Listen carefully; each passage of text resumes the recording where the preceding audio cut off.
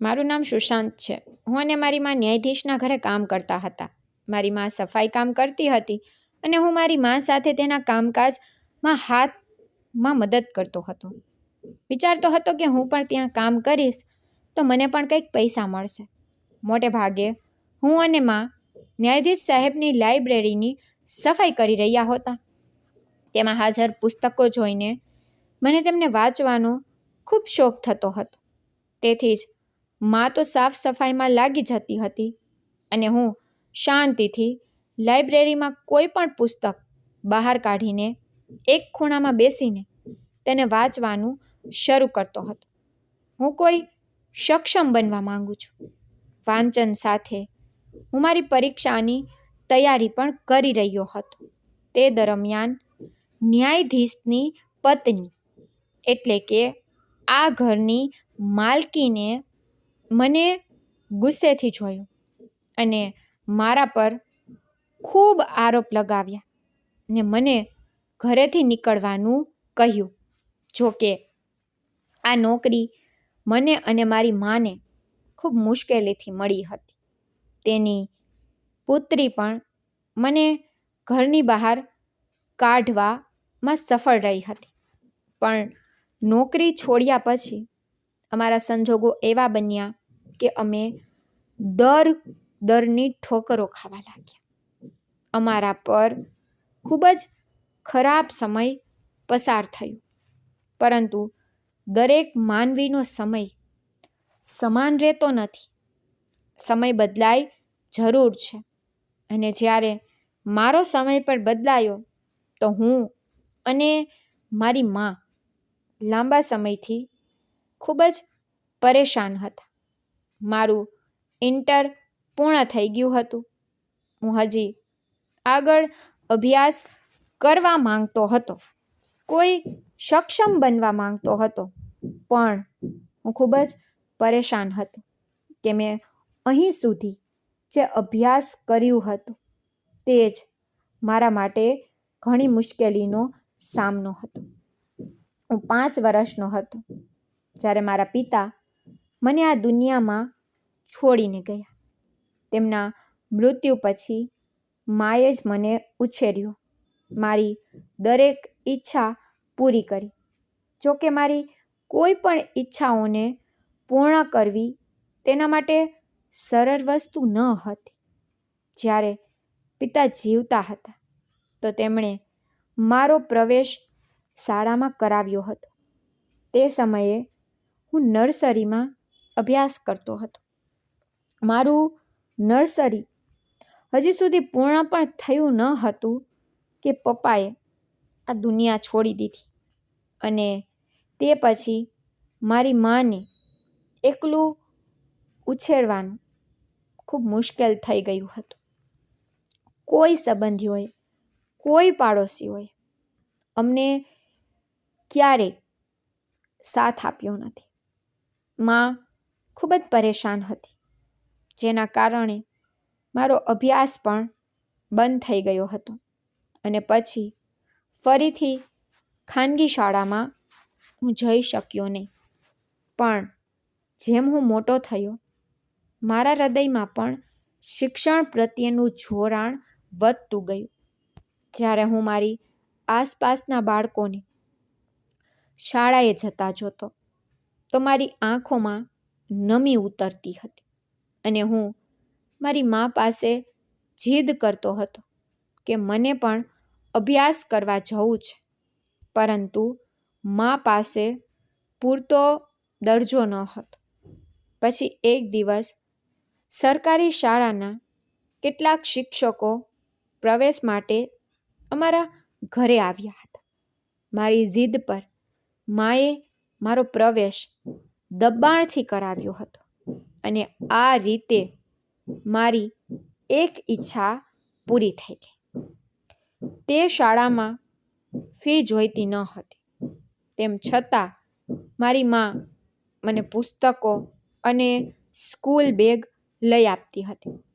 હું તેથી ખૂબ જ ખુશ હતો અને મારી આ નાના નાના સુખથી મા પણ ખુશ રહેતી હતી. પિતાના ગયા પછી અમારા દિવસો ખૂબ જ ખરાબ થઈ ગયા હતા. ખોરાક અને પીવાના પણ લાલા પડતા હતા. મને તે દિવસ ખૂબ જ સારી રીતે યાદ છે, જ્યારે મને ખૂબ જ ઝડપથી ભૂખ લાગતી હતી અને હું મારી માતા પાસેથી ખોરાક ખાવાનો આગ્રહ કરતો હતો અને સાથે સાથે ખરાબ રીતે રડતો પણ હતો. તો માં વારંવાર મને સમજાવતી હતી કે પુત્ર, ઘરમાં કંઈ જ નથી, હું તને ખાવા માટે શું આપું? જ્યારે મેં પણ 2 દિવસથી કંઈ પણ ખાધું નથી, ત્યારે મારે તમને શું ખાવાનું આપવું જોઈએ? હું વારંવાર તેમની પાસે આગ્રહ કરતો હતો કે મને ખોરાક જ જોઈએ છે. કદાચ હું તે સમયે બાળક હતો અને મારું રડવું અને આગ્રહ કરવો મારી માતાને ખૂબ પરેશાન કરતું હતું. તેમ પણ કોઈ માં તેના બાળકને ભૂખ્યો કેવી રીતે જોઈ શકે છે? મારી માતાને પણ મારી ભૂખ જોવાતી ન હતી. હું લાંબા સમય સુધી રડતો રહ્યો. મારી માએ જેમ તેમ રસોડામાં ખોરાક શોધવાનો પ્રયાસ કર્યો, પરંતુ તેને કંઈ પણ મળ્યું નહીં. મને એટલી ઝડપી ભૂખ લાગી હતી કે હું રડતા રડતા બેભાન થઈ ગયો. જ્યારે મારી માતાએ મારી બેભાન સ્થિતિ જોઈ તો તેણે બૂમ પાડી દીધી હતી. તેને લાગ્યું કે જો તેના પુત્રને ખોરાક ન મળે તો તે મરી જશે. તેથી મારી માતાએ પણ સંપૂર્ણપણે રડવાનું શરૂ કરી દીધું અને બૂમ પાડવા લાગી અને ઘર છોડવાની તેને ફરજ પડી. તેને લોકોના દરવાજા ખટખટાવ્યા અને કહ્યું કે જો કોઈની પાસે ખોરાક હોય તો કૃપા કરીને આપો. મારો પુત્ર ભૂખ્યો છે. ભૂખના કારણે તે બેહોશ થઈ ગયો છે. પણ કોઈએ મારી માની સદા સાંભળી નહીં. કોઈએ મારી માતા પણ દયા ન કરી. કોઈએ તેને ખોરાક આપ્યો નહીં. દરેક વ્યક્તિ તેનો મજાક ઉડાવતા રહ્યા. બધા તેને તેના દરવાજામાંથી કાઢતા રહ્યા. કોઈકે કહ્યું કે યુવાન છો, હટીકટી છો, કોઈને કોઈ કામ કરી શકે છે, પરંતુ પતિના મૃત્યુ પછી તો તે તારી સ્થિતિ એવી કરી લીધી છે જાણે કે તું કંઈ પણ કરવા માટે સક્ષમ નથી. તે દિવસે મારી માં સૌથી વધુ શરમજનક થઈ હતી. તે મારી ભૂખ માટે રડતી શેરીઓમાંથી રસ્તા પર પહોંચી ગઈ હતી. તેને રસ્તા પર આવતા જતા લોકો પાસે ભીખ માંગવાનું શરૂ કરી દીધું હતું. લોકોની સામે હાથ જોડીને તે કહેતી હતી કે જો પૈસા હોય તો પૈસા આપો અને પૈસા ન હોય તો મને ખોરાક આપો. મારો પુત્ર બીમાર છે. ભૂખના કારણે તે બેહોશ થઈ ગયો. લોકો આવતા હતા, જતા હતા, તેમની અવગણના કરી રહ્યા હતા. કેટલાકે તેમની સામે 5 મૂક્યા અને કેટલાએ 2નો સિક્કો મૂક્યો. પરંતુ ખોરાક આટલા પૈસાથી ક્યાં આવી શકે છે? ત્યારબાદ એક સ્ત્રીએ મારી માતાને સંપૂર્ણપણે 50ની નોટ આપી, જેને લઈને મારી મા તરત જ ખોરાકની હોટલમાં ગઈ. તેણે 30 રૂપિયાનું શાક અને 20 રૂપિયાની રોટી લીધી અને તરત જ તેને લઈને ઘરે આવી. તેણે ગ્લાસમાં પાણી લઈ મારા ચહેરા પર પાણી છાંટ્યું, જેથી હું ફરી ભાનમાં આવી શકું. જેવો હું ભાનમાં આવ્યો તો મને ખૂબ નબળાઈ લાગતી હતી. મારી માતાએ ઝડપથી મને ઉપાડીને બેસાડ્યો અને કહેવા લાગી કે જો પુત્ર, તારા માટે ખોરાક લાવી છું, હવે તો ખુશ થઈ જા. મારી માં તે દિવસે સૌથી વધુ રડી હતી.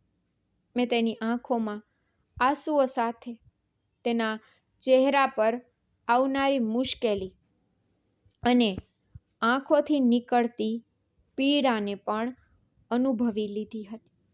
ત્યારથી જ કદાચ તેણે નક્કી કર્યું હતું કે હું હવે મારા પુત્રને ભૂખ્યો રહેવા દઈશ નહીં. કંઈ પણ કરીને તેનું પેટ ભરીશ. મારી માએ એક ફેક્ટરીમાં નોકરી કરી હતી. સવારે હું શાળાએ જતો હતો. ત્યાંથી આવ્યા પછી હું આખો દિવસ ઘરમાં રહેતો હતો. સાંજે 6 વાગ્યા સુધી મારી માં ફેક્ટરીમાંથી કામ કરીને આવતી હતી. ફેક્ટરીમાં પેકિંગનું કામ હતું, જ્યાં મારી માતાને એટલા પૈસા મળતા હતા કે અમે બંને માં અને પુત્ર યોગ્ય રીતે જીવી રહ્યા હતા. મારી માં નાની ઉંમરે વિધવા બની ગઈ હતી. આ સમાજ કોઈ પણ રીતે આમ પણ એકલી સ્ત્રીનો દુશ્મન છે. ત્યાં ફેક્ટરીમાં મારી માતાને ઘણા એવા માણસોનો સામનો કરવો પડ્યો હતો, જે તેના સન્માન પર ખરાબ નજર રાખતા હતા.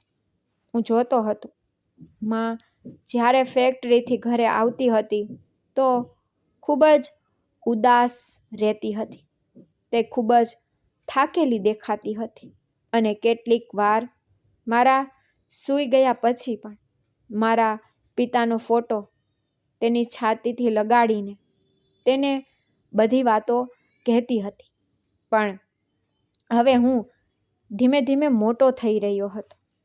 તેને લાગતું હતું કે તેણે મને સૂડાવી દીધો છે, પરંતુ હું તેનું રડવાનું સાંભળીને જાગતો હતો. તેને મૌન થઈ જોતો રહેતો હતો. તેની બધી વાતો સાંભળતો રહેતો હતો. એક દિવસ તો તેણે પાપાનો ફોટો જોઈ અને તેને ફરિયાદ કરી હતી કે તમે મને આટલી જલ્દીથી છોડીને કેમ ગયા? તમને ખબર હતી ને કે આ દુનિયામાં મારી પાસે તમારા સિવાય બીજું કોઈ નથી. હું તમારા ખાતર આ બધું છોડીને આવી હતી અને તમે જ મને, આપણા દીકરાને એકલા છોડીને ચાલ્યા ગયા. અમારું જીવન ખૂબ જ ખરાબ રીતે પસાર થઈ રહ્યું છે. હું આપણા પુત્રને દરેક રીતે ખુશ રાખવાનો પ્રયત્ન કરું છું. હું તેની ઈચ્છા પૂરી કરવાનો પ્રયાસ કરું છું. છેવટે તેનો પણ અધિકાર છે. તે પણ તેની મા પાસેથી અપેક્ષા રાખતો હશે. તમને નથી ખબર, જ્યારે હું ફેક્ટરીમાં જાઉં છું તો ત્યાં કોઈ એવા માણસ છે, મને ત્યાં વિચિત્ર આંખોથી જોવે છે.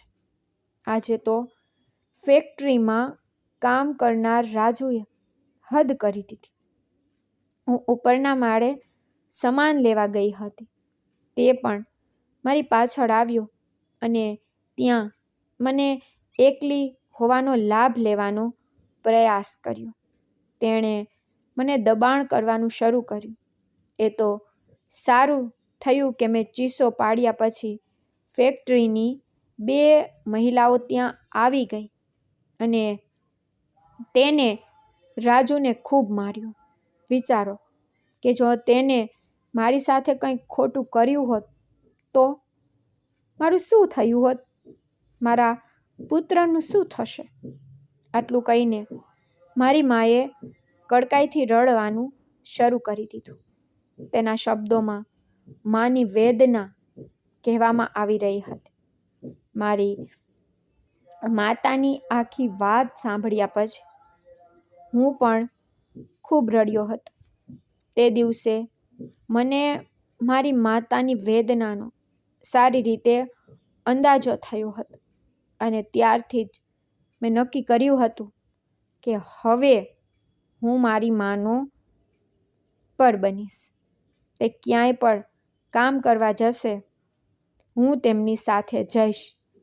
મારી માની સંભાળ લેવાની જવાબદારી હવે હું ઉપાડીશ. કોઈ પણ મારી માને જો ખરાબ આંખોથી જોવાનો પ્રયત્ન પણ કરશે તો હું તેનાથી મારી માને બચાવીશ અને એક દિવસ આવો સફળ વ્યક્તિ બનીશ કે મારી માતાને ક્યારેક કામ કરવા દઈશ નહીં. તેને કહીશ કે તમે આરામ કરો અને હવે તમારો પુત્ર કામ કરશે. બીજા દિવસે હું શાળાએ ન ગયો. માં કહેવા લાગી, પુત્ર શાળાએ જતો નથી? મેં કહ્યું, માં, હું હંમેશા તમારી સાથે રહીશ. તમે મારા માટે કેટલું કરો છો. હવે તમે જ્યાં પણ જશો હું તમારી સાથે આવીશ. તો માએ એવું કહેવાનું શરૂ કર્યું કે ના પુત્ર, આવી વાતો ન કર. શિક્ષણ તારા માટે ખૂબ જ મહત્વનું છે અને તને તો વાંચવાનું ખૂબ પસંદ છે. મેં કહ્યું, માં, પણ હું તમારી સાથે રહેવા ઈચ્છું છું. તમે જ્યાં ફેક્ટરીમાં કામ પર જાઓ છો ત્યાં હું પણ તમારી સાથે આવીશ. હું પણ થોડું કામ કરીશ. મારી વાત સાંભળીને માની આંખોમાં આંસુ આવી ગયા હતા. તેને કહ્યું કે ના પુત્ર, તું મારી સૌથી કિંમતી અમાનત છે. હું તારેથી તારું બાળપણ લેવા માંગતી નથી. જ્યાં સુધી તું મોટો ન થઈ જા ત્યાં સુધી તું તારું જીવન તારા પોતાના અનુસાર જીવ. તું વાંચવા માંગતો હોય તો વાંચ, રમવા માંગતો હોય તો રમ, પણ કામ વિશે વાત ન કર. મેં મારી મા સાથે જવા માટે ખૂબ જ જીદ કરી, પરંતુ તે મને તેની સાથે લઈ ન ગઈ. પછી મને શાળાએ જવાની ફરજ પડી. મને યાદ હતું જ્યારે હું ખૂબ નાનો હતો ત્યારે મારા માતા પિતા બંનેનો પ્રિય હતો. મારા પિતા મારા ખૂબ જ નખરા ઉપાડતા હતા અને તે સમયે અમારું જીવન ખૂબ સારી રીતે પસાર થઈ રહ્યું હતું. પછી અચાનક પપ્પાએ આ દુનિયા છોડી દીધી અને બધું બદલાઈ ગયું. માં મને રાત્રે તેની પાસે સુવડાવી અને ઘણીવાર પાપાની વાતો કહેતા કે જ્યારે હું નાનો હતો તો પાપા કહેતા હતા કે આપણો પુત્ર એક દિવસ ખૂબ મોટો માણસ બનશે.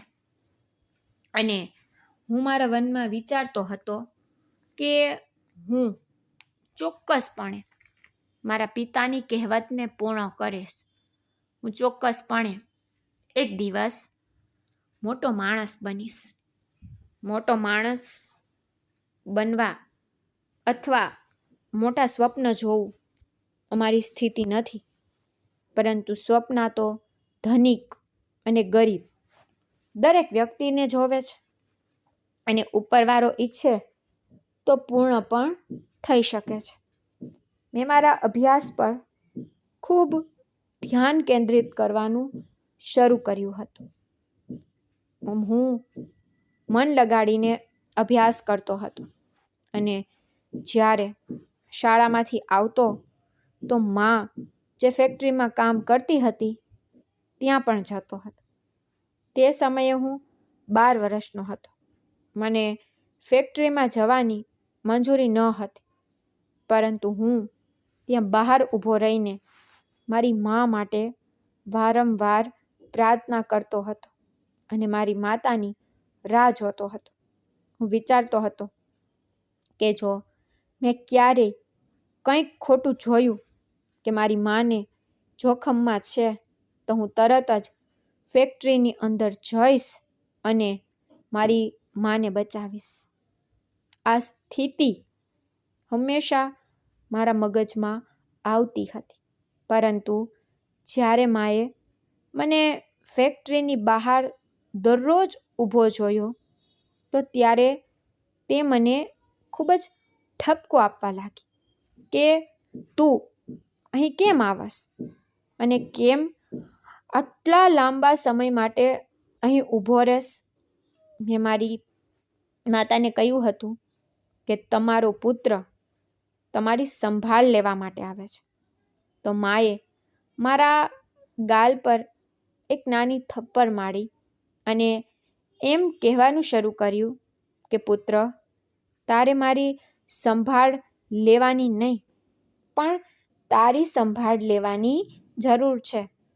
ઘરે ચાલ, સાથે બેસીને ખોરાક ખાશી. મારી માતાને એટલો સમય ન હતો કે તે ખોરાક બનાવી શકે, તેથી તે ફેક્ટરીથી પાછી ફરતી વખતે બજારમાંથી ખોરાક લાવતી હતી. અમે 2 સમયનો નહીં, દિવસમાં ફક્ત એક જ સમયનો ખોરાક ખાતા હતા. સાંજના 7 વાગ્યે તે જ અમારું બપોરનું ભોજન હતું અને તે જ અમારું રાત્રિ ભોજન હતું. મારી માતા ખૂબ વિચારપૂર્વક પૈસા ખર્ચ કરતી હતી, સાથે બચત પણ કરતી હતી, કારણ કે જ્યારથી હું ભૂખથી બેહોશ થઈ ગયો ત્યારથી મારી માતાએ વિચાર્યું હતું કે તે તેના પુત્રને હવે ફરીથી આ રીતે રડતો જોશે ને. સમય પસાર થયો અને હું તે જ રીતે સરકારી શાળામાં અભ્યાસ કરતો રહ્યો. ઘણા વર્ષો વીતી ગયા હતા. અમે બંને મા અને પુત્ર એકબીજાનો સહારો બની ગયા હતા. અમારા જીવનમાં એવા ઘણા ઉતાર ચઢાવ આવ્યા, પરંતુ હું અને મારી મા એકબીજા સાથે હતા. અમે બંને દરેક મુશ્કેલીને સહન કરી અને મારી આંખોમાં તે કંઈક કરીને બતાવવાનું સ્વપ્ન પણ હતું. મારું શિક્ષણ પણ ચાલતું હતું. હવે હું 10મા વર્ગમાં આવી ગયો હતો. 8મું ધોરણ પૂર્ણ થયા પછી મારી માતાએ સારી શાળામાં મારો પ્રવેશ કરાવ્યો હતો, જ્યાં મેં 9મું અને 10મું વર્ગ પસાર કર્યું હતું. પરંતુ હવે મારી માતાને ફેક્ટરીમાંથી કાઢી નાખવામાં આવી હતી, કારણ કે ત્યાં ઘણા નવા કામદારો આવી ગયા હતા જે ઝડપથી કામ કરી રહ્યા હતા. તેથી જૂના કામદારો માલિકને ગમતા ન હતા. મારી માને નોકરી ચૂકી જવા બદલ ખૂબ જ દુઃખ થયું હતું. તેને એ જ ચિંતા હતી કે હવે આપણે કેવી રીતે જીવીશું. પરંતુ મારી માતાને કંઈક તો કરવાનું જ હતું. તેથી તે લોકોના ઘરોમાં કામ કરવા જવા લાગી. તે મારી તરફ જોતી અને કહેતી કે જો તારા પિતાનું સ્વપ્ન અપૂર્ણ રહી ગયું તો હું તેને પૂર્ણ કરીશ. પુત્ર, હું તને ચોક્કસપણે સક્ષમ બનાવીશ.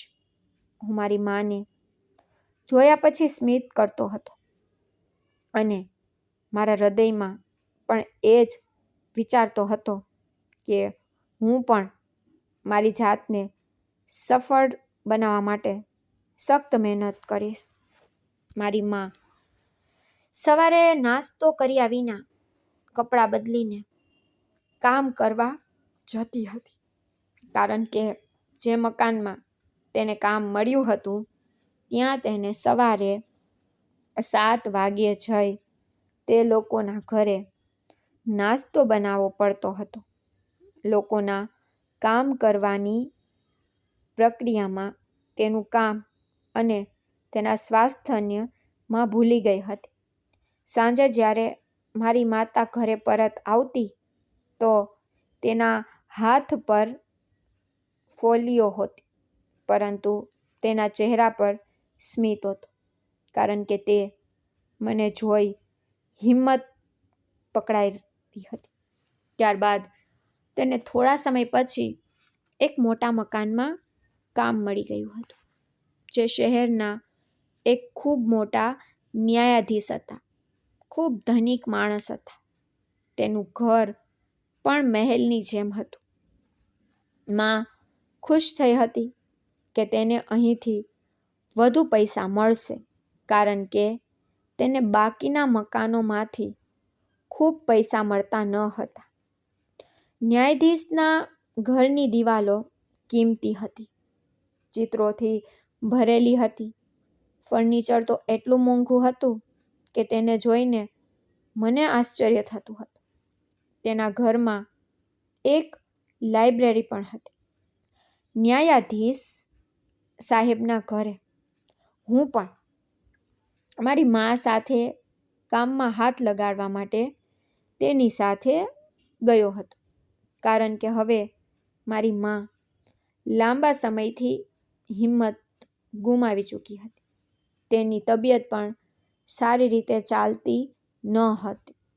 હું અઠવાડિયામાં 4 દિવસ શાળાએ જતો હતો અને બાકીના 3 દિવસ મા સાથે ન્યાયાધીશના ઘરે જતો હતો. તે લોકોને પણ આ વાતથી કોઈ વાંધો ન હતો કે હું તેમની સાથે કેમ આવું છું. મારી માતાએ ન્યાયાધીશ સાથે વાત કરી લીધી હતી. તેણે કહ્યું કે તારો પુત્ર જે કામ કરશે અમે તેને તેના ભાગના પૈસા આપીશું. તો માતાએ કહેવાનું શરૂ કર્યું કે પુત્ર, તને જે પૈસા મળે એ તું તારા અભ્યાસમાં લગાડ. હું ખુશ થયો કે ચાલો, મારી પાસે પણ પૈસા આવવાની કોઈ વ્યવસ્થા થઈ ગઈ છે. તેના ઘરમાં એક ખૂબ મોટી લાઇબ્રેરી હતી, જેમાં તમામ પ્રકારના પુસ્તકો હાજર હતા. મારી માતા ત્યાં સાવરણી, વાસણો કરતી હતી, કપડાં પણ ધોતી હતી અને ખોરાક પણ બનાવતી હતી. અને હું બહારના કામ કરતો હતો. ખોરાક બનાવવા માટે જે વસ્તુની જરૂર હોતી તે હું વસ્તુ તરત જ બજારમાંથી લાવી આપતો હતો. બાકીનું કામ પણ કરતો હતો. માં ખોરાક બનાવતી અને મને પણ કામ પર લગાડ્યો હતો. હું પણ સફાઈ કરતો હતો, મા સાથે દિવાલો સાફ કરતો હતો અને પછી બીજા માળે સાવરણી પોતું કરવા જતો હતો. બહારનો સામાન લાવતો હતો. મારું ધ્યાન હંમેશા પુસ્તકાલય તરફ જતું હતું. જ્યારે પણ મારી મા સાથે રસ્ટ કરવા માટે જતો હતો તો થોડા સમય માટે પુસ્તકો વચ્ચે ખોવાઈ જતો હતો. મેં ત્યાં રાખેલા કાયદાના પુસ્તકો પણ વાંચવાનું શરૂ કર્યા હતા. મને ખબર ન રહેતી કે સમય ક્યારે પસાર થાય છે. જ્યારે મારી મા પણ મને ખૂણામાં પુસ્તકો વાંચતા જોતી તો મને ખલેલ પહોંચાડતી નહીં, કારણ કે તે પણ જાણતી હતી કે તેના પુત્રને શિક્ષણનો કેટલો શોખ છે. મારો અભ્યાસ પણ ચાલુ હતો અને ન્યાયાધીશ સાહેબના ઘરનું કામ પણ સમય પસાર થઈ રહ્યો હતો. મને 1-2 કલાક તેમજ પસાર થતા હતા. આ પુસ્તકો વચ્ચે ખોવાયેલ મને પુસ્તકોની સુગંધ ખૂબ સારી લાગવા લાગી હતી. આ શબ્દોમાં મને તે પ્રકાશ દેખાવા લાગ્યો હતો જેને હું શોધી રહ્યો હતો. ત્યાંની હવામાં એક વિચિત્ર હળવાશ હતી અને હું દરરોજ ત્યાં જોઈને કંઈક નવું શીખતો હતો. ન્યાયાધીશના ઘરમાં તેની એક યુવાન પુત્રી, જે લગભગ મારી ઉંમરની જ હતી, અને તેની પત્ની રહેતી હતી. તેની પુત્રી રિયા ખૂબ જ સુંદર હતી. તે બરાબર એક સ્વપ્ન જેવી દેખાતી હતી. લાંબા વાળ, મોટી આંખો, નરમ અવાજ અને ગુસ્સાથી ભરેલ અંદાજ. તેને ક્યારેય મારી તરફ નજર ઊંચી કરીને જોયું નથી. જેમ હું તેના માટે ફક્ત એક પડછાયો છું. તે મને ખૂબ સારી લાગવા લાગી હતી. હું તેની આસપાસ ફરતો રહેતો હતો, પરંતુ તે મને અવગણતી હતી. મેં તેની સાથે ક્યારેય વાત કરવાનો પ્રયાસ કર્યો ન હતો, કારણ કે મારી એટલી હિંમત ન હતી. પરંતુ જ્યારે પણ તે મારી સામેથી પસાર થતી હતી તો મારા હૃદયના ધબકારા વધુ તીવ્ર થતા જતા હતા. રિયા ખરેખર ખૂબ મૂલ્યવાન લાગતી હતી. તેના હાથમાં હંમેશા કોઈને કોઈ પુસ્તક રહેતી હતી. તેના પગલાં હંમેશા નરમાશથી પડતા હતા, જેમ જમીન પર પણ તેનો અધિકાર બધાથી વધુ હોય. મને તેનાથી કોઈ આશા ન હતી, કારણ કે હું જાણતો હતો કે તે ક્યાં અને કેમ છે અને હું ક્યાં ઊભો છું. પરંતુ તો પણ તેનો ચહેરો મારી યાદોમાં રહેતો હતો.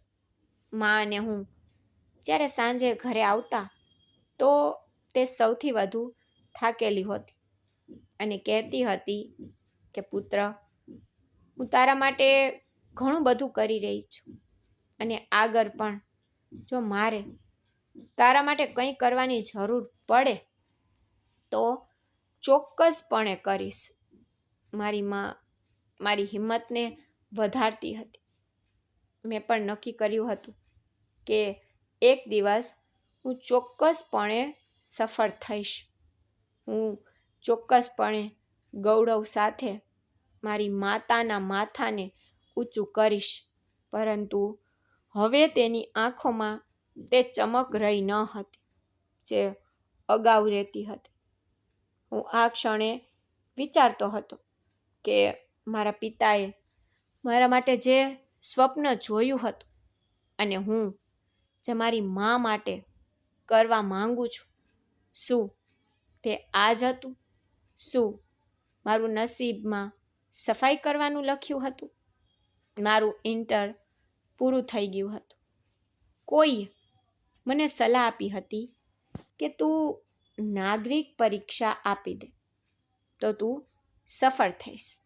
મને સારી રીતે યાદ છે, તે રાત્રે વરસાદમાં જ્યારે મેં પ્રથમવાર આ વિચારને ગંભીર લીધો તો મેં મારી જાતને વચન આપ્યું હતું કે હું ક્યારેય હાર માનીશ નહીં અને એક દિવસ પોલીસ અધિકારી બનીને રહીશ. મેં મારી માને કહ્યું હતું કે હું પોલીસ અધિકારી બનવા માંગુ છું. તો તેને મારી આંખોમાં કંઈક જોયું હતું. કદાચ આશા, કદાચ ઉત્કૃષ્ટતા અથવા કદાચ પ્રકાશ, જેની તે શોધવી હતી. મારા એક મિત્રએ મને સંપૂર્ણ સહારો આપ્યો. તેણે કહ્યું કે અરજી કરવી જોઈએ. તેણે જાતે મારી સિવિલ પરીક્ષા માટે અરજી કરી દીધી હતી. તેણે કહ્યું કે તૈયારી માટે જે પણ જોઈએ તે મને આપશે. તે મારો ખૂબ સારો મિત્ર હતો અને મને બાળપણથી જ ઓળખતો હતો. મેં દિવસ રાત અભ્યાસ કરવાનું શરૂ કર્યું હતું. મેં પુસ્તકાલયમાંથી જૂની નોટો એકત્રિત કરી, લાઇબ્રેરીમાંથી નવી પુસ્તકો વાંચી, ઇન્ટરનેટની સહાય લીધી, જૂની પરીક્ષાના પ્રશ્નો જાતે ઉકેલ્યા. હું રાત્રે જાગતો હતો અને દિવસે કામ કરતો હતો. મારી માં રાત્રે મારા માટે શાંતિથી દૂધ રાખતી અને વહેલી સવારે જાગીને મારા માટે પ્રાર્થના કરતી હતી. મેં દરેક ક્ષણને કિંમતી સમજ્યા હતા. મેં સ્વપ્ન જોવાનું મૂક્યું ન હતું, કારણ કે મને વિશ્વાસ હતો કે જો મેં હિંમત ગુમાવી નહીં તો હું ચોક્કસપણે એક દિવસ કંઈક બનીશ. તે દિવસોની મહેનત મારી અંદર એક નવી શક્તિ ભરી રહી હતી. મારી આંગળીઓ ધ્રુજતી હતી, આંખોમાં થાક હતો, પરંતુ હૃદયમાં એક આગ સળગી રહી હતી જે ઓલવવાનું નામ લેતી ન હતી. હું જાણતો હતો કે ધનિક બનવું ભાગ્યથી થાય છે, પરંતુ સફળ બનવું સખ્ત મહેનતથી થાય છે. અને હું તે સફળતા ઈચ્છતો હતો જે મારા પિતાનું સ્વપ્ન અને મારી માની મહેનતને સાકાર કરી શકે. મેં મારી તૈયારીઓ પૂર્ણ કરવાનું શરૂ કર્યું. તો તે મારા માટે કોઈ ચમત્કાર કરતાં ઓછું નહોતું કે મને બધી પુસ્તકો ત્યાં ન્યાયાધીશની લાઇબ્રેરીમાં મળી ગઈ હતી જેથી મને જરૂર હતી. મારી પાસે સુવિધા તો ન હતી કે હું મોંઘા પુસ્તકો ખરીદી અથવા કોઈ મોટી કોચિંગ એકેડમીમાં પ્રવેશ લઉં, પરંતુ કદાચ મારા ઈરાદા સાચા હતા અને મારી નિયમિતતામાં કોઈ એવી તડપ હતી જે મને દર વખતે આ પુસ્તકાલય તરફ ખેંચી લાવતી હતી. ત્યાં દરેક પુસ્તક મારા માટે ખજાનાથી ઓછું ન હતું. હું દરરોજની જેમ સફાઈ કરતી વખતે જ્યારે લાઇબ્રેરીમાં જતો તો મારી આંખો આ પુસ્તકો પર જતી હતી. તેમાં કાયદાના સિદ્ધાંતો નોંધાયા હતા. હું તેને ધીરેથી ઉપાડતો હતો અને જેમ મને તક મળતી જગ્યા જોઈ વાંચવા માટે બેસી જતો હતો. મારી માં મને આવી સ્થિતિમાં જોઈને ખુશ થતી હતી, પરંતુ તેણે મને એક વાત કહી હતી. તે કહેતી હતી કે પુત્ર, આપણા નસીબ એટલું સારું ન હોઈ શકે. અને તે શબ્દો મારા હૃદયમાં ઊંડા ઘાની જેમ ઉતરી જતા હતા. પરંતુ હું જાણતો હતો કે માને નિરાશાને બદલે પ્રેમ છે. તે બસ પરિસ્થિતિથી હારી ગઈ છે. પણ મેં તેને દિલાસો આપ્યો હતો, પણ કંઈ કહ્યું નહીં. પરંતુ મારા હૃદયમાં એક નિર્ણય લીધો કે જો સમયે પરવાનગી આપી દીધી તો હું મારી જાતને બદલીશ. માલકીનની પુત્રી રિયાને મેં પ્રથમ વખત ત્યારે જોઈ હતી જ્યારે હું નીચે હોલમાં સફાઈ કરતો હતો. તે સફેદ કપડાં પહેરીને વાળ છૂટાછવાયા સોફા પર બેઠી હતી અને પુસ્તકો વાંચતી હતી. હું ત્યાં ખૂણામાં ઊભો રહીને તેની તરફ જોતો રહ્યો. તેની આંખોમાં એક વિચિત્ર ચમક હતી, જેમ રોશની પણ તેની સામે ધીમી પડી જાય.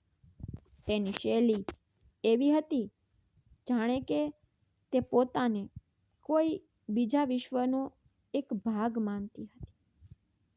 જ્યારે તેણે માથું ઊંચું કર્યું અને મને જોયો તો એક ક્ષણ માટે મારો શ્વાસ અટકી ગયો, પરંતુ પછીની ક્ષણે તેને આંખો ફેરવી લીધી અને ઝડપી શબ્દોમાં કહેવા લાગી કે તું અહીં શું કરી રહ્યો છે?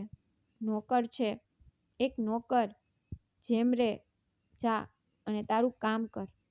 તેના શબ્દોમાં એવા પ્રકારનો ગર્વ હતો. મારી આંખો ચૂપચાપ નીચે નમી ગઈ હતી અને હું સફાઈ કરવા લાગ્યો.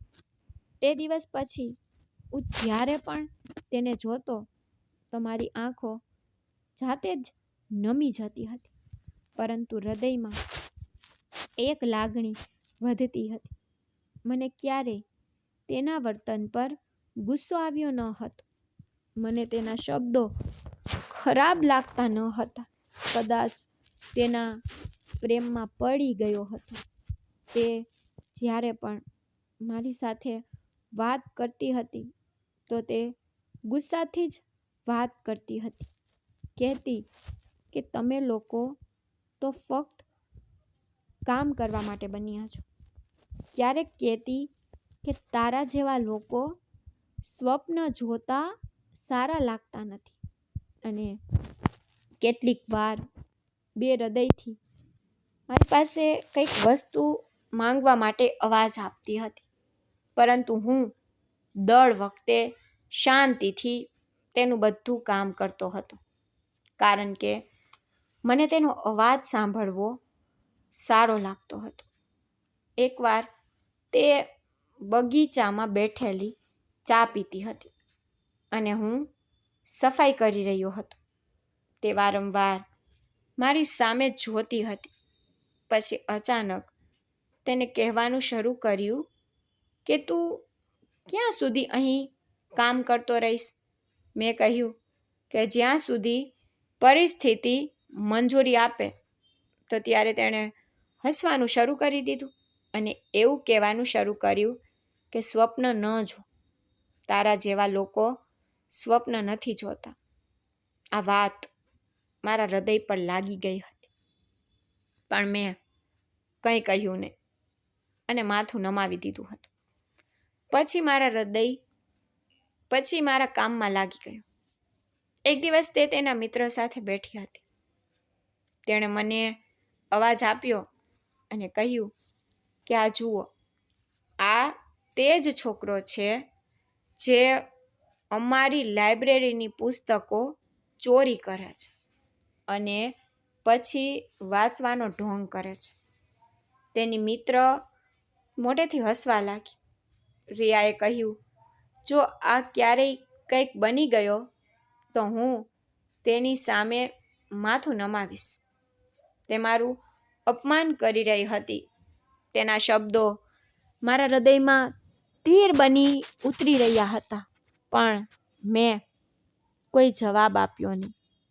તેના શબ્દોમાં મારા માટે બેઇજ્જતી હતી, પરંતુ મને લાગ્યું કે તે આ ઈરાદાપૂર્વક કરી રહી છે. કદાચ તેના હૃદયમાં કંઈક બીજું હતું. એક દિવસ વરસાદ પડતો હતો અને રિયા ગેલેરીમાં ઊભી હતી. મેં છત્રી લઈ અને તેના માથા પર રાખી દીધી. તેણે એક ક્ષણ માટે મારી તરફ જોયું અને પછી છત્રી મારા હાથમાંથી ફેંકી દીધી અને કહ્યું કે તારી ઓકાતમાં રહે. તું નોકર છે, નોકર જ રહીશ. આ કાર્ય ફક્ત તારા માટે જ બન્યા છે. હું ચૂપચાપ પાછળ ગયો અને છત્રી બંધ કરી અને અંદર પાછો આવી ગયો. તે દિવસે પણ મેં કશું કહ્યું ન હતું, પરંતુ મેં હૃદયમાં એક નિર્ણય લીધો હતો કે જો ક્યારેય કંઈક બનીશ તો રિયાને ચોક્કસ બતાવીશ કે હું ફક્ત સફાઈ કરવા વાળો નથી. મેં તે માટે ક્યારેય ખોટા સ્વપ્ન નથી જોયા. જો હું તેની પાસેથી સન્માનની સંબંધની અપેક્ષા રાખતો હતો, હું ઈચ્છતો હતો કે જો નસીબે દયા કરી તો પછી હું તેને તે સ્થાન આપીશ જે એક સ્ત્રીને મળવું જોઈએ. પરંતુ ત્યાં સુધીમાં ફક્ત હૃદય મારી સાથે હતું, નસીબ નહીં. એક દિવસ હું રસોડામાં પાણી લેવા માટે ગયો તો ત્યાં રિયા ઊભી હતી. તેણે મને કહ્યું કે તને શરમ આવતી નથી? દિવસ રાત કામ કરતી વખતે તેમ છતાં કંઈ પણ બની શક્યો નહીં. મેં કહ્યું, જો નસીબ થશે તો બધું બદલાશે. તો તેને મોટેથી હસવાનું શરૂ કરી દીધું અને કહેવાનું શરૂ કર્યું કે દરેક ગરીબ વ્યક્તિ તે જ કહે છે અને દરેક બેરોજગાર વ્યક્તિ પણ એ જ વિચારે છે. અને આ વિચારતા વિચારતા તે મરી જાય છે. હું શાંતિથી પાછો આવ્યો, પણ મારા હૃદયમાં એક આગ લાગી ગઈ હતી. મેં તે દિવસ પછી પણ મારા પ્રેમ મારા હૃદયમાં દબાવી રાખ્યો હતો. મેં તેના પર ક્યારેય કોઈ આરોપ લગાવ્યો ન હતો. મેં તેના ગૌરવને તેના ઉછેરનો ભાગ માન્યો. મેં તેની કડક વાતોને પણ હૃદયથી સ્વીકારી હતી, કારણ કે હું તેને પ્રેમ કરતો હતો અને હું મારા પ્રેમને સાચો સાબિત કરવા માંગતો હતો. જ્યારે પણ રિયા મારી નજીક આવતી હતી ત્યારે મારા હૃદયના ધબકારા વધતા હતા. હું તેની દરેક વાત યાદ રાખતો હતો. દરેક શબ્દ મારા મગજમાં પકડાતા હતા. તે મારા સ્વપ્નનો એક ભાગ બની ગઈ હતી. પરંતુ હું જાણતો હતો કે મારા સપના હજી પણ કોઈ સક્ષમ નથી. એક દિવસ તે મારી નજીક આવી અને કહેવાનું શરૂ કર્યું કે જો તું ક્યારેય કંઈક બની ગયો તો કદાચ હું તને ઓળખી પણ ન શકું. મેં માત્ર એક વાત કહી હતી કે સમય દરેકને ઓળખવાનું શીખવી દે છે. પછી તે પણ હસીને ચાલી ગઈ હતી. તે પછી મેં વધુ મૌન રહેવું સારું માન્યું હતું. તેના શબ્દોમાં કડકતા હોવા છતાં પણ મારો પ્રેમ ઓછો થયો નહોતો. હું ઈચ્છતો હતો કે જો જીવને મને એક તક આપી તો હું રિયાને ચોક્કસપણે મારા હૃદયની વાત કહીશ. તે વાત જે ક્યારેય જીભ પર પણ લાવ્યો ન હતો. તે જજ્બો હતો જે ફક્ત મારા ચહેરા પર પ્રતિબંધિત થતો હતો. તે સ્વપ્ન જે ફક્ત આંખોમાં તરતું હતું. પરંતુ આ સમયે હું મૌન રહ્યો, કારણ કે મારી સ્થિતિ ફક્ત મૌનને મંજૂરી આપતી હતી. મારો દિવસ રિયાની યાદોની મદદથી પસાર થતો હતો. બસ હું તેને દૂર દૂરથી જોઈને ખુશ થતો હતો. જ્યારે રાત થતી તો દરેક સૂઈ જતા અને હું રાત્રે મારા આંગણામાં બેસીને મોબાઈલની ફ્લેશ લાઇટથી અભ્યાસ કરતો હતો. મારી આંખો બળતી હતી, કાંપતી હતી, પરંતુ મારા હૃદયમાં જે પ્રકાશ હતો તે આ દરેક વસ્તુ કરતાં વધુ પ્રકાશિત હતો. મેં મારા વિચારોમાં ગુમ એક નવું જીવન સ્થાપિત કર્યું હતું. પરંતુ એક દિવસ જ્યારે હું લાઇબ્રેરીમાં પુસ્તકોમાં ખોવાયેલો હતો ત્યારે અચાનક માલકીન આવી ગઈ. તેમના ચહેરા પર ગુસ્સો હતો.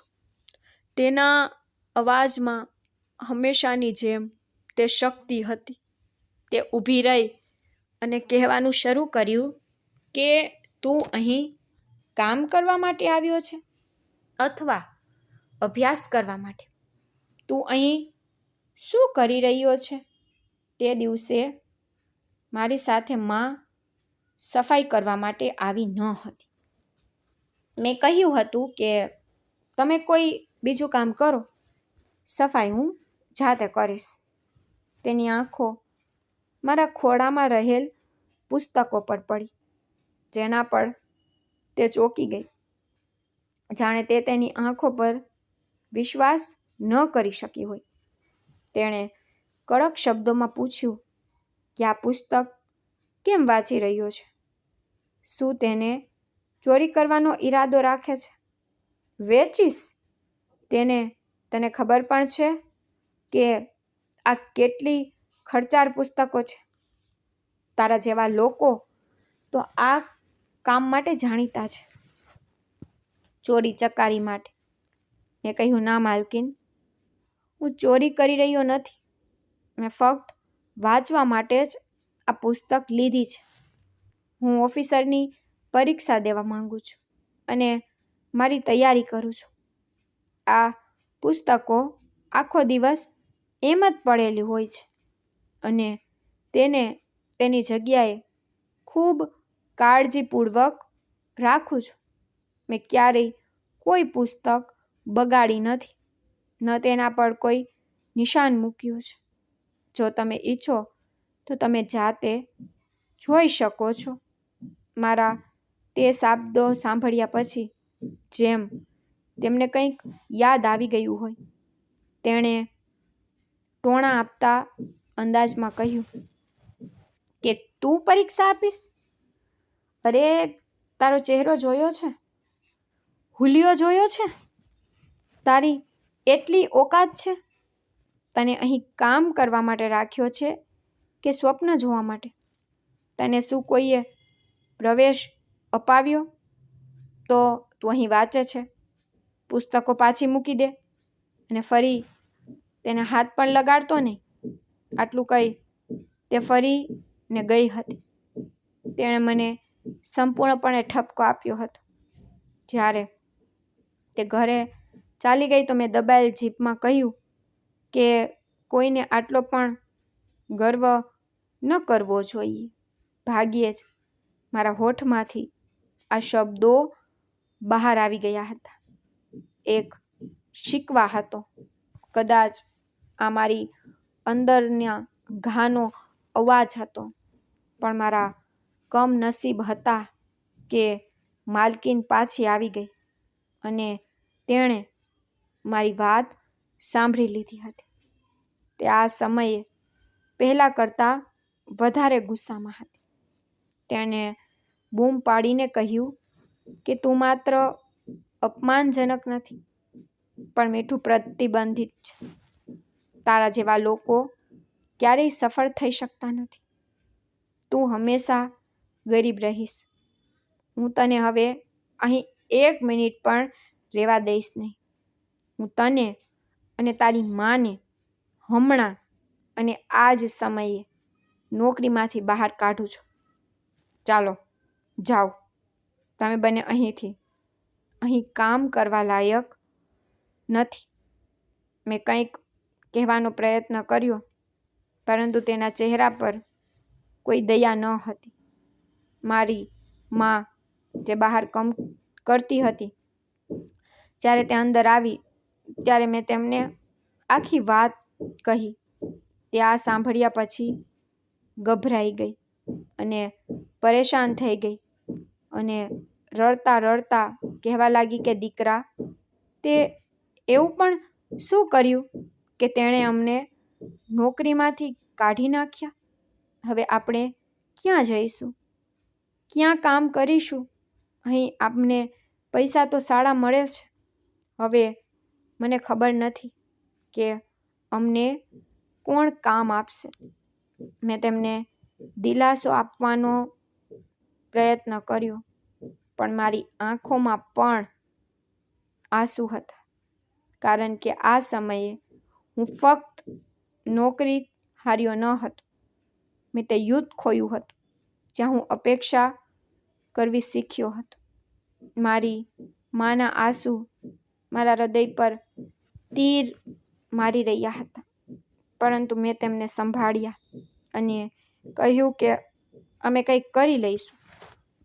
હું તેમને લઈ આ સમૃદ્ધિના મહેલમાંથી બહાર આવી ગયો હતો અને ગરીબીના એક બીજા અંધકારમાં પ્રવેશ કર્યો હતો. અમને એક નાના ઘરમાં કામ મળી ગયું હતું, જે પહેલાં કરતાં વધુ મુશ્કેલ હતું. ત્યાં કામને બદલે ખાવા માટે કંઈક મળતું હતું. અહીં તો કોઈ આરામ ન હતો. અહીં ઓછા પૈસા અને કામ વધુ હતા, અને અહીં રહીને તો મને 1 મિનિટ પણ અભ્યાસ કરવા મળતો નહીં. રાત્રે થાકથી શરીર દુખતું હતું.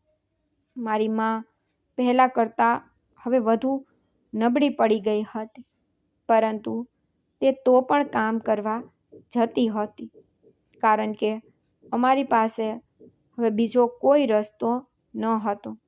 મેં અત્યાર સુધી જે અભ્યાસ કર્યો હતો જે કાયદાના પુસ્તકોમાંથી પ્રાપ્ત કર્યું હતું તે મારા મનના કોઈ ખૂણામાં દફન થઈ ગયું હતું.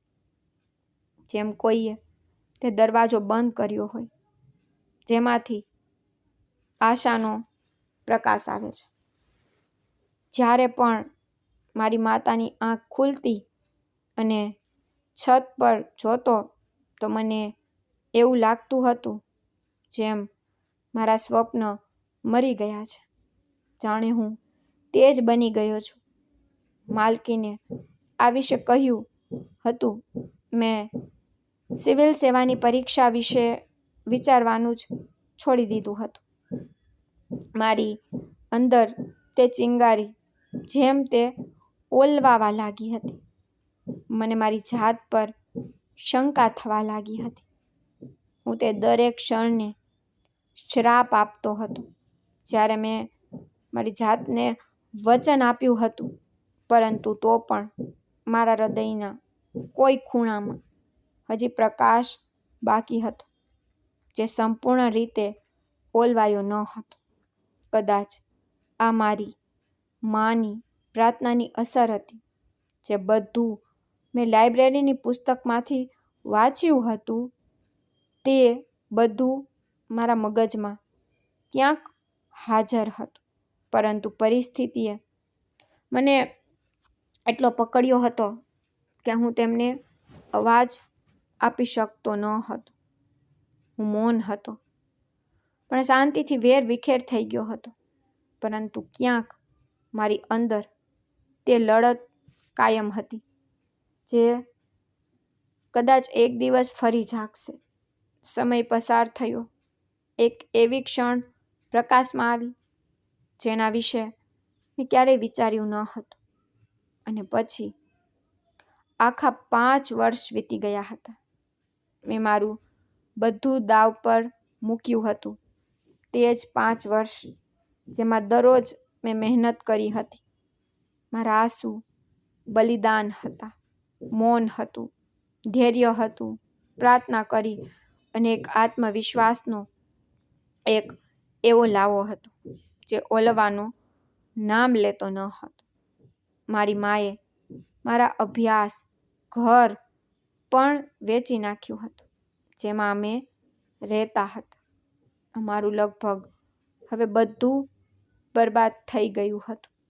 જ્યારે મેં હિંમત ગુમાવી દીધી કે મને નાગ પરીક્ષા આપવી નથી, ત્યારે મારા તે જ મિત્રએ જ્યારે મને પહેલાં સહારો આપ્યો હતો, તેણે જ હમણાં સહારો આપ્યો અને કહેવાનું શરૂ કર્યું કે તું ચોક્કસપણે પરીક્ષા આપીશ.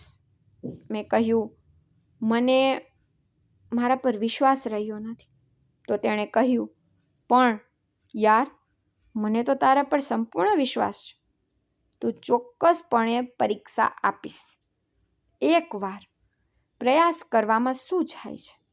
મેં પરીક્ષા આપી અને મારી પરીક્ષા સફળ પણ રહી. મને ટ્રેનિંગ માટે મોકલ્યું.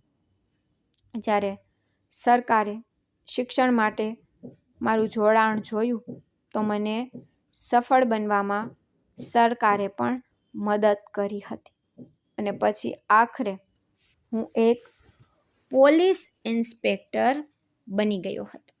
મારા શહેરનું જ પોલીસ સ્ટેશન મને આપવામાં આવ્યું હતું, જેની બધી જવાબદારી મારા પર આવી હતી. હું જાતે પણ મારી સફળતા પર વિશ્વાસ કરી શકતો ન હતો. આ દિવસ મારા જીવનનો સૌથી મોટો દિવસ હતો. મારી મા પણ ખૂબ ખુશ હતી. તેણે કહ્યું કે મારા દીકરાએ કરીને દેખાડ્યું. હવે તારા પિતાની આત્માને શાંતિ મળશે અને મને મારી બધી મહેનતનું ફળ મળી ગયું છે. મને પણ મારી સખ્ત મહેનતનું ફળ મળી ગયું હતું. મારી મહેનત પણ સફળ થઈ ગઈ હતી અને હું મારા વિસ્તારનો પોલીસ ઇન્સ્પેક્ટર બન્યો હતો. મારી નોકરી લાગી ગઈ હતી અને પગાર પણ આવવાનો શરૂ થઈ ગયો હતો. મારી ઘરેલું પરિસ્થિતિઓ સારી થઈ ગઈ હતી. મારી માએ લોકોના ઘરે કામ કરવાનું બંધ કરી દીધું હતું. તેને ઘણા વર્ષો સુધી ખૂબ મહેનત કરી હતી. હવે જ્યારે તેને તેના જીવનમાં આરામ નસીબ થયો હતો ત્યારે તે ખૂબ જ ખુશ થતી હતી. તેણે મને ખૂબ આશીર્વાદ આપ્યો હતો. મારી પાસે એક દિવસ એક એવો કેસ આવ્યો હતો. એક ગુનેગાર હતો જેને મારે પકડવાનો હતો, જેની પાછળ હું ઘણા દિવસોથી પડેલો હતો. લાંબા સમયથી મારા બાતમીદારો તેની પાછળ હતા, પરંતુ હવે મને સમાચાર મળ્યા હતા કે તે હાથમાં આવી જ ગયો છે. તે એક છોકરી સાથે લગ્ન કરવા જઈ રહ્યો છે. મેં નક્કી કર્યું હતું કે આજે હું તેને પકડીને જ રહીશ. તે આવા ઘણા ગેરકાયદેસર કામમાં સામેલ હતો, જેના માટે તેને પકડવાનું ખૂબ જ મહત્વપૂર્ણ હતું. કારણ કે તેના પકડવાથી તે તેના બાકીના સાથીદારોના નામ પણ કહેશે. આ રીતે તેની આખી ગેંગ પકડાઈ જશે. જેમ મને ખબર પડી કે તે આજે લગ્ન કરવા જઈ રહ્યો છે, કોઈ નિર્દોષ છોકરીનું જીવન બરબાદ કરવા જઈ રહ્યો છે, તો મારા માણસોએ મને કહ્યું હતું કે તે જે છોકરી સાથે લગ્ન કરવા જઈ રહ્યો છે તે તેને પસંદ કરે છે. જો આપણે તેને આવા પ્રસંગે પકડીશું તો પછી આપણને જ કાયદો થશે. મેં કોઈને પણ સમાચાર મળવા દીધા નહીં અને હું તરત જ મારી ટીમ સાથે તે સ્થાન પર પહોંચી ગયો હતો. જેવો હું ત્યાં પહોંચ્યો તો તે વરરાજો બની મંડપમાં બેઠો હતો. મેં પહોંચતાની સાથે જ તેની ધરપકડ કરી. તે છોકરી અરને પણ ફસાવ્યા હતા. તેણે તેની ઓળખ બદલી હતી અને આ છોકરી સાથે લગ્ન કરવા માટે તેણે છોકરીના પરિવારના સભ્યોને ઘણું ખોટું પણ બોલ્યો હતો. એક સારો વ્યક્તિ બનવાની એક્ટિંગ કરી હતી. જોકે તે ઘણા બધા ગેરકાયદેસર કામમાં પણ સામેલ હતો. એક ખૂબ જ મોટો ગુનેગાર હતો. મેં જેમ તેના હાથમાં હથકડી પહેરાવી તે ધ્રુજવા લાગ્યો અને છટકી જવાનો પ્રયાસ કરી રહ્યો હતો, પરંતુ હવે તેની કોઈ યુક્તિ સફળ થવાની ન હતી. એટલા જ સમયમાં એક સ્ત્રી મારા પગે પડી. બીજી બાજુ એક માણસ મારી સામે હાથ જોડીને ઊભો હતો. તેણે કહ્યું, પુત્ર, આમ ન કરો. આ મારો ભાવિ જમાઈ છે. અમારું ખૂબ અપમાન થશે. અમારી પુત્રીના લગ્ન તેની સાથે થવાના છે. અમારા જમાઈને કેમ અરેસ્ટ કરો છો? જેમ મેં તે બંનેના ચહેરા પર ધ્યાન આપ્યું તો પછી આ લોકો બીજા કોઈ ન હતા, પણ ન્યાયાધીશ સાહેબ અને તેની પત્ની હતા, જેમના ઘરે હું અને મારી માં પહેલાં ત્યાં કામ કરતા હતા. જેની પત્નીએ મને અને મારી માને ઘરમાંથી કાઢી નાખ્યા હતા. આનો અર્થ એ હતો કે રિયાના જ લગ્ન આ મનુષ્ય સાથે થવા જઈ રહ્યા હતા. મારા હવલદારે તેના હાથમાં હથકડી પહેરાવીને તેને કારમાં લઈ જઈને બેઠા હતા ન્યાયાધીશ સાહેબ તો મને ઓળખી ગયા હતા, પરંતુ જેમ તેની પત્નીની નજર મારા પર પડી તો તે સદબદ થઈ ગઈ અને કહ્યું, તું તેણે મને માથાથી લઈ પગ સુધી જોયો, જેમ વિશ્વાસ કરી શકતા નથી કે હું તે જ વ્યક્તિ છું જે ક્યારેક તેના ઘરમાં એક નોકરની જેમ કામ કરતો હતો. મેં કહ્યું કે માલકીન, હું જ છું. પહેલાં તો તેમને વિશ્વાસ આવ્યો નહીં. મેં કહ્યું, તમે હંમેશા મારી મજાક ઉડાવતા કે હું ક્યારેય સફળ થઈ શકતો નથી. જુઓ, આજે હું એક પોલીસ ઇન્સ્પેક્ટર બની ગયો છું અને આજે હું તમારી પુત્રીનું જીવન આ જાનવરથી બચાવવા માટે આવ્યો છું. કદાચ કિસ્મતે મને તમારા માટે મોકલ્યો છે. કદાચ ઉપરવાળાએ પણ એ જ ઈચ્છે છે કે મને મસીહા બનાવીને અહીં મોકલ્યો. તેણે કહ્યું કે પણ તું કેવી રીતે આટલો સક્ષમ બન્યો? તેના મોંમાંથી જાણે અવાજ નીકળતો ન હતો. જ્યારે રિયાને આ વાતની ખબર પડી કે પોલીસે તેના ભાવિ પતિની ધરપકડ કરી લીધી છે, તો તે દોડીને દુલ્હનના રૂમમાંથી બહાર આવી. જેમ તેની દ્રષ્ટિ મારા પર પડી તો તે પણ તેની આંખો ચોરવા લાગી હતી. મેં ન્યાયાધીશની સામે હાથ જોડીને કહ્યું કે તમારા ઘરમાં નોકરી કરી, તમારું મીઠું ખાધું, પરંતુ ક્યારેય તમારી સાથે દગો કર્યો નથી. સત્ય એ છે કે તમારો ભાવિ જમાઈ કોઈ સગીર અથવા શરીફ માણસ નથી. તે એક ખૂબ મોટો ગેંગસ્ટર છે. ઘણા બધા ગેરકાયદેસર કામ કરે છે. તે જ નહીં, પણ તેની આખી ગેંગ ચાલે છે. તેને એક દિવસ તમારી પુત્રીને મોલમાં જોઈ હતી. ત્યારે તેને તે ખૂબ ગમી હતી, પરંતુ જ્યારે તેને ખબર પડી કે તમે ન્યાયાધીશ છો, ત્યારે તેણે વિચાર્યું કે જ્યારે તમે તેના વિશેની બધી સત્યતાને જાણો તો તમે ત્યારે તેને જાતે સખ્ત સજા કરી શકો છો. તેથી તેણે એક શરીફ માતા પિતાની વ્યવસ્થા કરી તેમને પૈસા આપીને તેમને તમારા ઘરે લાવ્યો હતો. તમારી પુત્રીનો સંબંધ માંગ્યો. તમારી સામે જે પણ વ્યક્ત કર્યું તે બધું ખોટું હતું.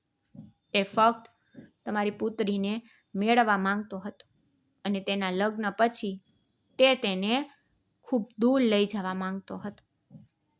તેણે વિચાર્યું હતું કે લગ્ન પછી તે તમારી સાથે કોઈ સંપર્ક રાખશે નહીં. તે હૃદયથી મજબૂર થઈ ગયો હતો. તેથી એક ન્યાયાધીશની પુત્રીને તેની પત્ની બનાવીને અહીંથી છટકી જવાનો ઈરાદો રાખતો હતો.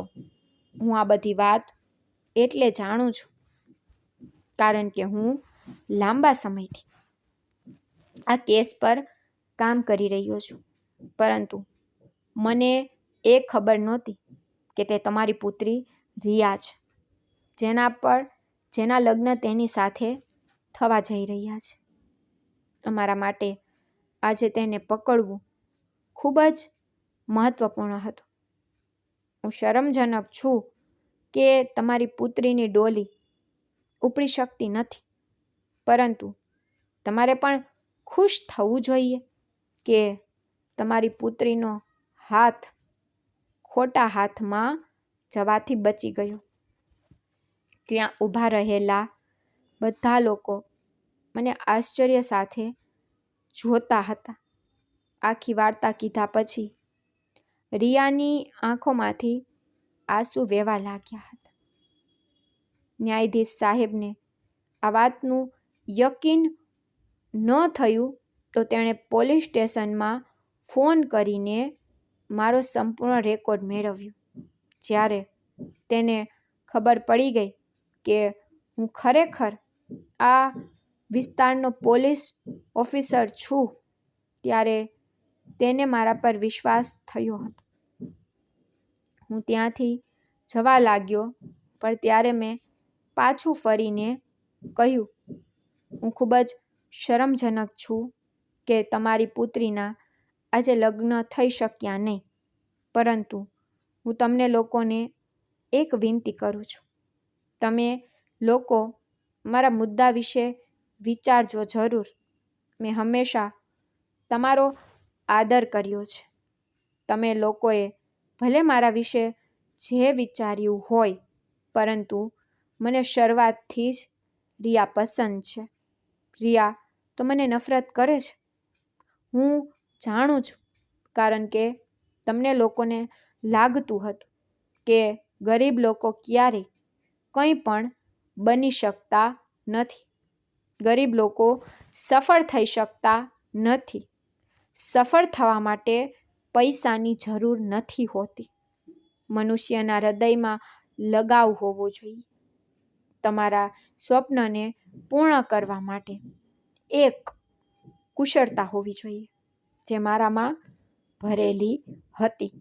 મારી માની પ્રાર્થના મારી સાથે હતી અને મારા પોતાના પ્રયત્નોએ આજે મને આ સ્થાન પર પહોંચાડ્યો. હું તમારી પુત્રીને સ્વીકારવા માટે તૈયાર છું. આ વિશે વિચારજો ચોક્કસપણે. આટલું કહીને હું ત્યાંથી બહાર આવી ગયો હતો. રાત્રે જ્યારે હું ઘરે આવ્યો, ત્યારે મેં મારી માતાને આખી વાત કહી દીધી.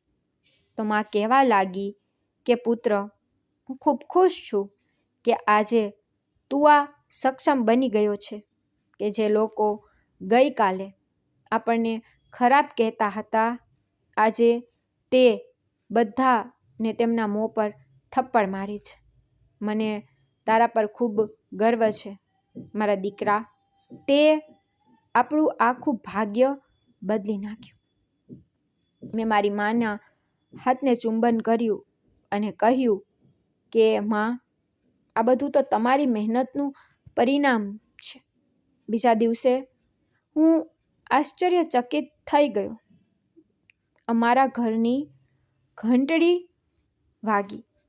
જેમ હું દરવાજો ખોલવા ગયો તો સદબદ થઈ ગયો. દરવાજા પર ન્યાયાધીશ સાહેબ, તેની પત્ની અને રિયા ઊભા હતા. રિયાની આંખો નમેલી હતી. મારી માએ તેને ઘરમાં બોલાવ્યા અને તેને ખૂબ સન્માન આપ્યું.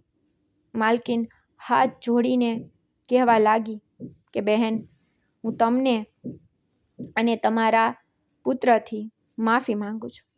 તમારા દીકરાએ અમારી તરફ ખૂબ જ તરફેણ કરી કે અમારી પુત્રીને એક એવા વ્યક્તિ પાસે જવાથી રોકી લીધી જે તેનું જીવન બરબાદ કરી શકતો હતો. રિયા પણ મારાથી ખૂબ જ શરમ અનુભવી રહી હતી.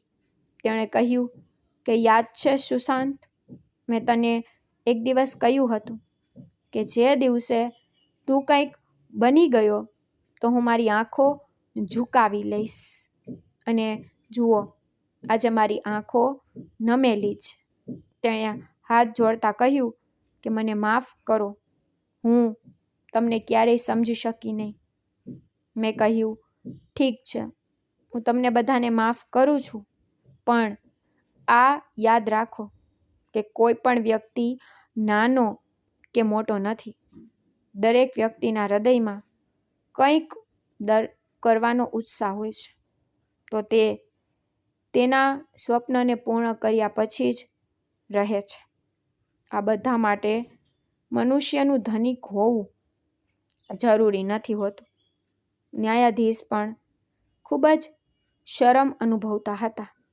તેણે કહ્યું કે હું એટલે અહીં આવ્યો છું કારણ કે મેં તારી કાલની કહેલી વાત પર વિશ્વાસ કર્યો કે તું મારી પુત્રીને પસંદ કરે છે. હું અહીં તારો મારી પુત્રી સાથેના સંબંધ વિશે વાત કરવા માટે આવ્યો છું. તેની વાત સાંભળીને હું ખૂબ જ ખુશ થયો હતો. એક સમયે જે છોકરી હંમેશા ઘમંડી રહેતી હતી, આજે તેનાથી નરમ કોઈ લાગતું નહોતું. તે તેની ભૂલો પર ખૂબ જ શરમજનક હતી અને તેણે કહ્યું હતું કે ફરી તે કોઈ ગરીબ સાથે આવું વર્તન કરશે નહીં. માલકીનને પણ કંઈક આવી જ પરિસ્થિતિ હતી. મારા લગ્ન રિયા સાથે થઈ ગયા. મારા ઘરની ગરીબી પણ દૂર થઈ ગઈ અને મારા સ્વપ્ના પણ બધા પૂરા થઈ ગયા. બસ હવે મને મારા જીવનમાં વધુ કોઈ જોઈતું નથી. હું મારી પત્ની સાથે સુખી જીવન જીવી રહ્યો છું. હું તમને જ વિનંતી કરવા માંગુ છું કે ગરીબ લોકોનું પણ હૃદય હોય છે. જો તેની આંખોમાં સ્વપ્ન છે તો જરૂરી નથી કે તે તેની મહેનતથી તેના સ્વપ્ન પૂર્ણ નથી કરી શકતો. તેને પણ જીવવાનો અધિકાર છે. ગરીબ વ્યક્તિ પણ જ્યારે જન્મ લે છે તો તેની આંખોમાં ઘણા સ્વપ્ન હોય છે. કેટલાક એવા ધનિક લોકો જે વારંવાર તેમનો આત્મવિશ્વાસ તોડે છે તે કહીને કે તું ગરીબ છે. ગરીબ વ્યક્તિ ઉપરથી જ ગરીબ બનીને નથી આવતો. તેને વિશ્વના લોકો જ ગરીબ બનાવે છે. તો મિત્રો, આશા રાખું છું તમને અમારી વાર્તા ગમી હશે. જો તમને વાર્તા ગમતી હોય તો વિડીયોને લાઈક કરો અને અમારી ચેનલમાં નવા હોય તો ચેનલને સબસ્ક્રાઈબ કરો અને હા, કોમેન્ટમાં મને જરૂરથી કહેજો કે તમને આ સ્ટોરી કેવી લાગી. ધન્યવાદ.